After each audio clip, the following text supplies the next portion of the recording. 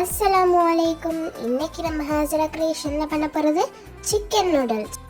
Double dragon noodles பேக்கில் 5 back எடுத்திருக்கேன். 8லேருந்து 10 பேர் வரைக்கும் சாப்பிட்லாம். நூடுல்ஸை வேக வச்சுக்கலாம்.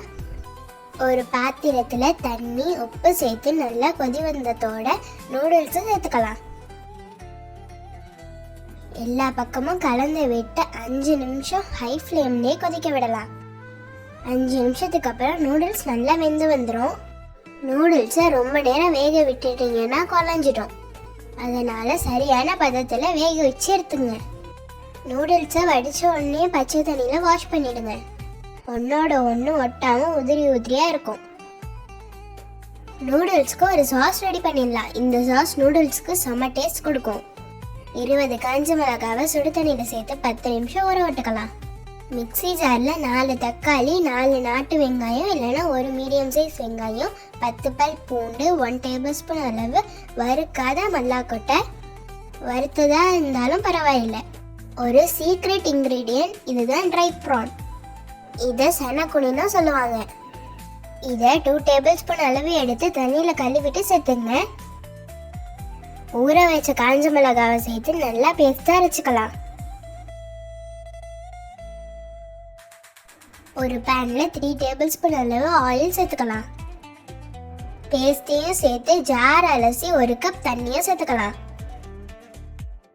சாஸுக்கு வேணுங்கிற அளவு உப்பு, 2 டீஸ்பூன் சீனி சேர்த்து கொதிக்க விடுங்க.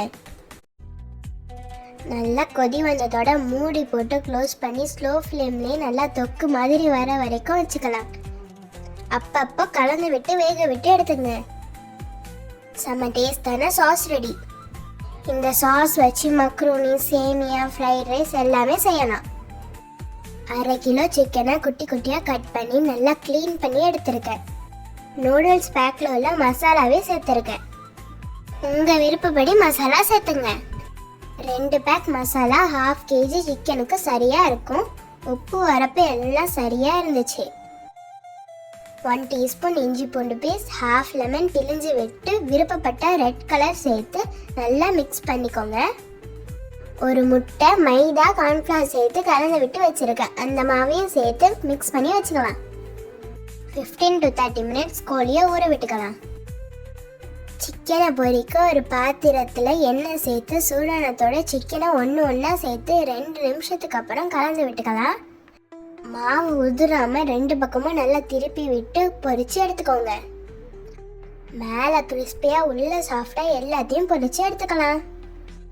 இப்போ நூடுல்ஸ் ரெடி பண்ணிடலாம். நூடுல்ஸ் பண்ண பெரிய சட்டி எடுத்திருக்கேன். 2 டேபிள் ஸ்பூன் அளவு எண்ணெய் சேர்த்து 5 முட்டையை பொரிச்சு எடுத்துக்கலாம்.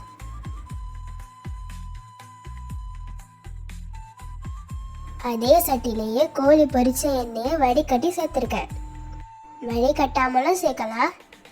2 மீடியம் சைஸ் வெங்காயம், 5 பல் பூண்டை குட்டி குட்டியாக சாப் பண்ணி சேர்த்துருக்கேன். வெங்காயம், பூண்டு எல்லாம் நல்லா வதங்கினதோட கேரட், குடமிளகாவை நீட்டமாக கட் பண்ணி சேர்த்துருக்கேன். கேபேஜும் சேர்த்து வதக்கிக்கலாம்.